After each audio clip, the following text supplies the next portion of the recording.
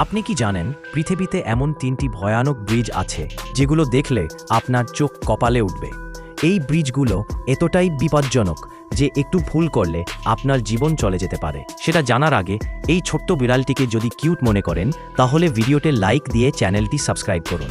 Number 1, Huangshan foot bridge. এই ব্রিজটি চীনে অবস্থিত। এই ব্রিজটি সম্পূর্ণভাবে কাচের তৈরি একটা ব্রিজ।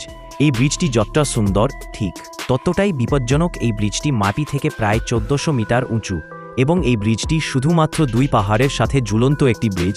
হেঁটে গেলে মনে হবে আপনি শূন্যর উপরে ভাসতেছেন। Number 2, Capilano suspension bridge.